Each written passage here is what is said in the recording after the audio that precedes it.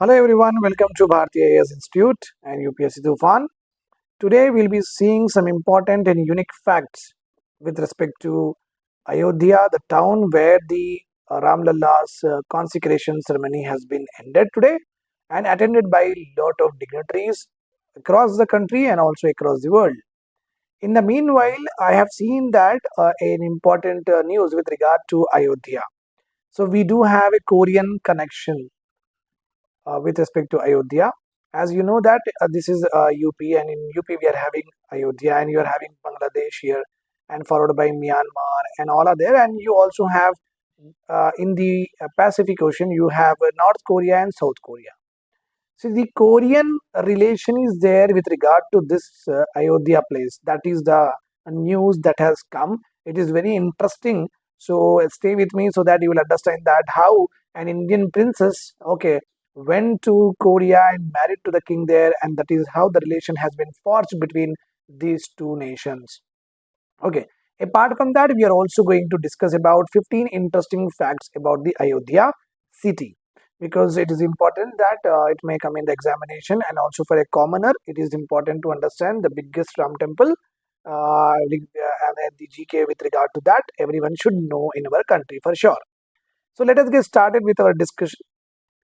You can see here Ayodhya, the birthplace of Lord Rama, and it is believed in ancient times that the city of Ayodhya was created by the gods themselves. Okay, why? Because even this place is associated with Buddhism, associated with Jainism, and also to the Hinduism, with the existence of Lord Rama in the ancient times. Okay, that's why the city of Ayodhya is called as the city created by the gods. So let us also go ahead. Ayodhya is a birthplace of Lord Rama. Ayodhya in ancient time was called as Saket. Remember this point. This is also a mall in Delhi, which I went to when I went to Delhi. I have visited this mall. It's a very big mall. So Ayodhya in ancient time used to be called as Saket. The place is associated with a great epic Ramayana.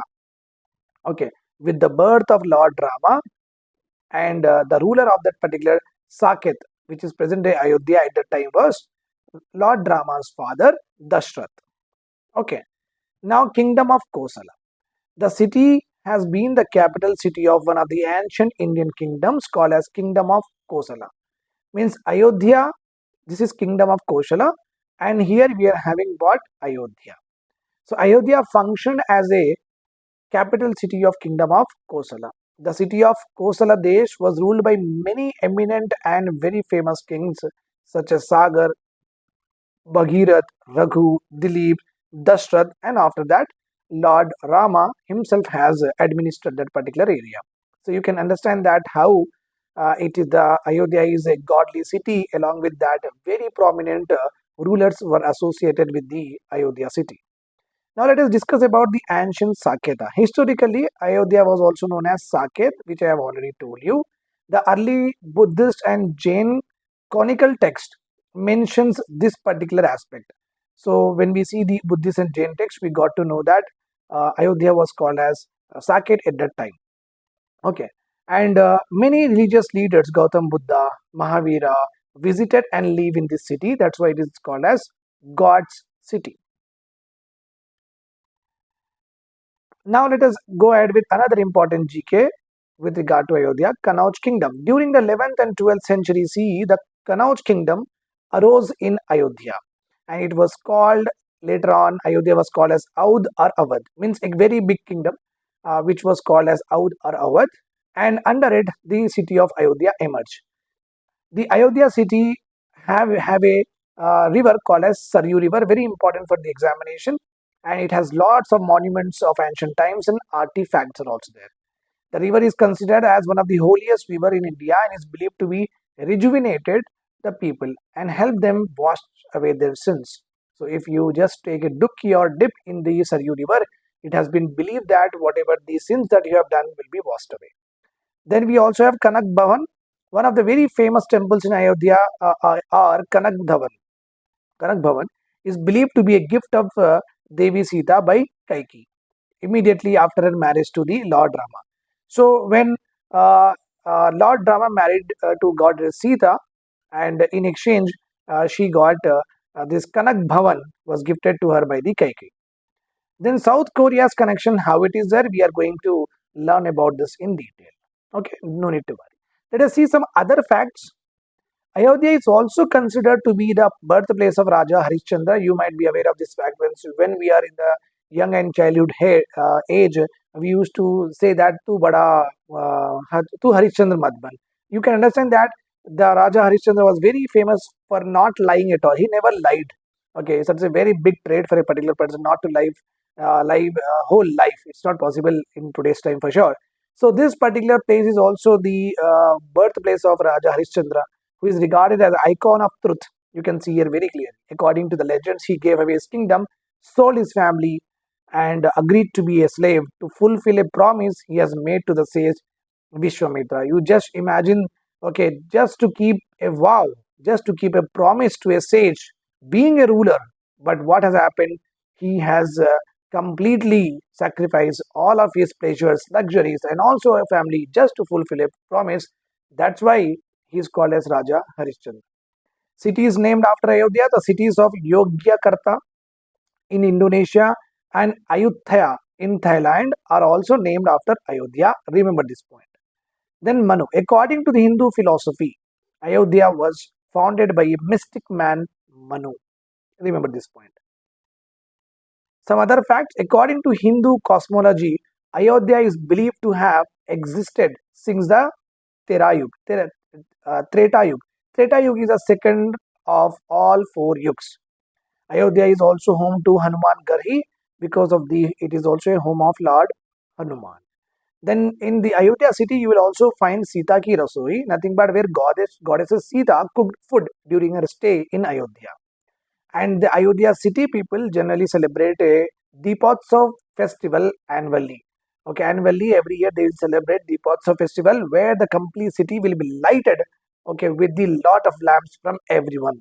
Okay, so these are very interesting facts about Ayodhya. We have also seen its historical perspective. We have also seen its religious and godly aspect. We have also seen the river across the Ayodhya, and we have also seen that what else heritage and culture exist in Ayodhya.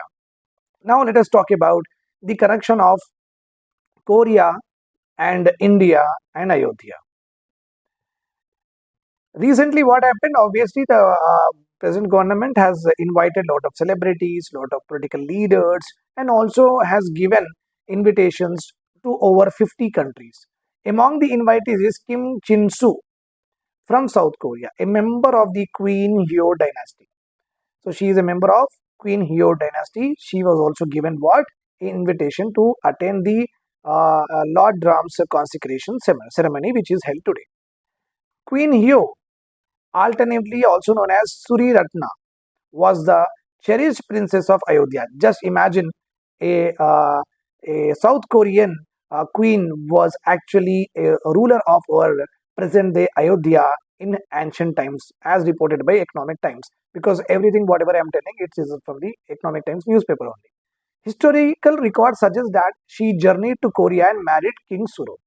Why this happened? I'll come to that particular point in a bit. Why she has to go to South Korea and marry to the king of South Korea called as King Suro. We'll get to know about this in a bit. So the marriage of the Queen Hyo and King Suro was held according to our whatever the text we have at this point of time around 48 AD, and this marriage has acknowledged the relationship between South Korea and India.